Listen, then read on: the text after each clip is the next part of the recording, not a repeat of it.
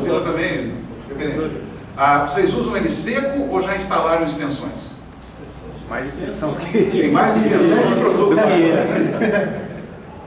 Um dos fatores que fez com que o Firefox virasse um sucesso é a possibilidade de você estender a funcionalidade dele através não de plugins de página, mas de extensões ao código do produto. Você instala um pacote ali e ele passa a integrar e modificar funcionalidades no pacote.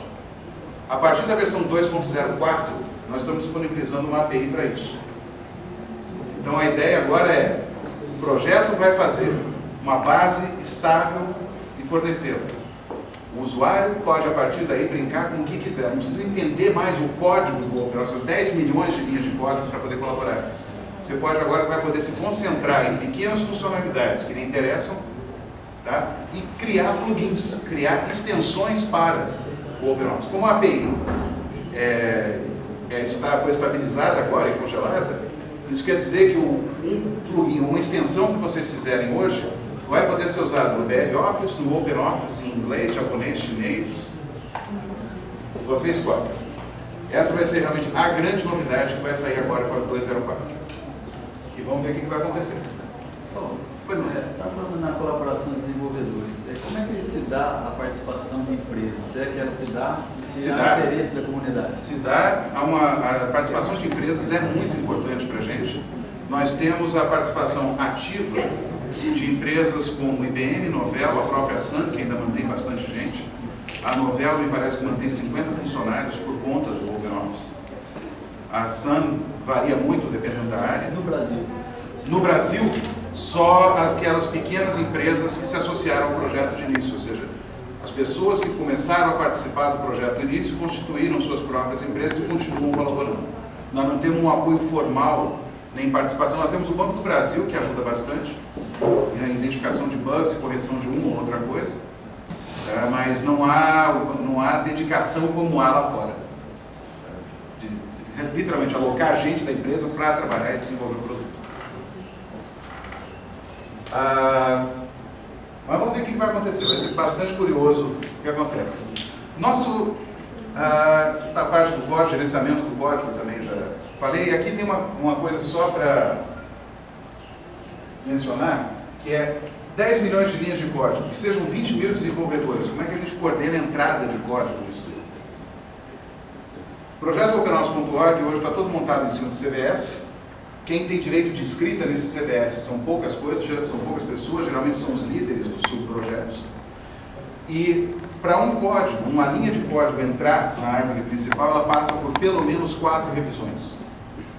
A cada momento você contribui, você tem um driver que vai receber esse código, analisar, fazer um build de teste, passar para o próximo nível, passar para o próximo, que vai repetir o processo, até ele finalmente ser incorporado ao nível principal. Para quem for mais curioso, dá uma olhadinha no site openoffice.org e tem as instruções de como fazer o checkout do código pelo CVS.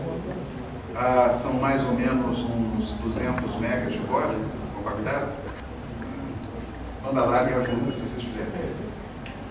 E onde está acontecendo o desenvolvimento, para quem gostar mais de brincar, é no que a gente chama de head. O head é a ponta de desenvolvimento do OpenOffice.org. Quem quiser olhar o código mesmo, o que está acontecendo hoje em termos de desenvolvimento ativo, só fazer o checkout do código head. É muita coisa que está acontecendo lá. Nossa criança mais nova, nosso filho mais novo, é o ODF, Open Document Format. E é onde eu queria concentrar um pouquinho mais agora, porque dois motivos. O primeiro, pela questão de padronização, que é uma questão que a gente tem discutido pouco. Nós estamos discutindo muito software, muita liberdade de acesso a código, mas a gente está aceitando. Padrão é uma coisa que vem por força do dever de ofício. Então, um dos motivos fazer esse foco em padrões é trazer isso para a discussão. O segundo é que aqui no caso de padronização, o ODF agora virou o padrão ISO. Nós somos o padrão ISO 26300. Para quem gostar de fazer uma fezinha, é vaca. Podia ter escolhido o número, mas é vaca. Esse padrão ISO 26300 é o primeiro padrão ISO aceito que foi iniciado e desenvolvido dentro de uma comunidade de software livre. Então nós temos mais um primeiro aí para colocar na prateleira de troféus. Como é que a gente vinha trabalhando com documentos hoje? Até hoje, até a chegada do ODF, documento e aplicação eram coisas que andavam juntas. Eu tinha uma vinculação doentia do documento com a aplicação que o gerou. Quem aqui já usou carta certa, ou pelo menos já ouviu falar em carta certa? Vou contar para vocês o que aconteceu um ano atrás na lista de OpenOffice. Uma pessoa de um órgão jurídico, Rio de Janeiro, jogou na lista a seguinte pergunta: preciso, com urgência, abrir um arquivo do carta certa. Quem tem? E era para instruir um processo, era um documento antigo, só existia, ele sabia que existia em formato eletrônico. Aqui acho que a maioria não sabe o que é o carta certa. Explica. O carta certa é um editor de textos fabricado pela Convergente, aqui no Brasil. Fez muito sucesso até a abertura do mercado, aí a Convergente acabou. Basicamente é isso. O formato de arquivo dele era proprietário, CC2, CC3, CC4 eram as extensões. E foi muito usado. Se você for em órgãos públicos que se informatizaram cedo, vocês vão encontrar muitos arquivos no formato carta certa que ninguém mais pode abrir, porque ninguém mais tem o carta certa. Bom, resultado, só para fechar essa história do coitado lá do Rio de Janeiro, ele achou um louco que tinha guardado uma cópia do carta certa. Maravilha, me manda. Tudo bem, só que está em disquete de 5 1/4. Aquele bolachão. Oi? Aquele bolachão. O bolachão era de 8. Ia ser pior, mas já está falando de TRS 80. É o flop mesmo, aquele disquetão de 5 1/4. Conseguiu.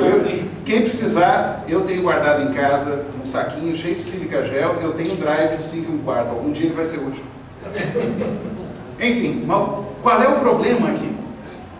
Foi usada uma ferramenta para escrever um documento, tá, que anos depois, e não é nem tanto tempo assim, o carta certa tem o quê? 10 anos? Que acabou? Mais ou menos. Acho que foi por aí, não tem muito mais que isso não. Eu já não, mas que seja 20 anos atrás, eu já não posso mais abrir. Tá? A gente tem essa situação aqui hoje. Nós temos N+1 formatos de arquivos, N+1 formatos de documentos, WordML, Doc 2002, tem coisas aqui que acho que vocês nunca ouviram falar. WordPerfect, esses já ouviram. WordStar, o próprio OpenOffice.org, nas suas versões 1, arquivos PDF, é uma multidão de formatos. Para cada um desses aqui, eu preciso de um aplicativo específico. Quantas vezes vocês já mandaram um e-mail para alguém e falaram: não posso abrir, eu não tenho Word. Ou, não posso abrir porque eu não tenho WordStar, não tenho WordPerfect. E a pergunta que eu deixo para vocês é essa: de quem é o documento? Quando a gente escrevia em papel, o que acontecia? Eu escrevia, chamava lá a secretária, imaginar um ambiente corporativo, chama a secretária vem, anota o documento, datilografa, geralmente datilografa para revisão, isso passa depois, antes da Xerox era no mimeógrafo, então a gente geralmente escolhia a melhor datilógrafa para não errar na hora de fazer a matriz do mimeógrafo, com a Xerox facilitou. E eu distribuía esse documento para quem eu quisesse. Vocês já imaginaram a situação de eu ter um documento onde eu só posso copiar isso aqui numa copiadora Nashua? Eu não posso te dar esse documento, porque esse documento só pode ser reproduzido numa Nashua, não pode ser reproduzido na Xerox. Por mais absurdo que pareça, essa é a situação que nós estamos hoje. O documento não é mais seu, você não diz mais o que pode ser feito com esse documento. Você continua sendo dono do conteúdo, mas é como se você estivesse pagando um aluguel para usar aquele espaço. Para pensar nisso. Na hora que você gera um .doc, você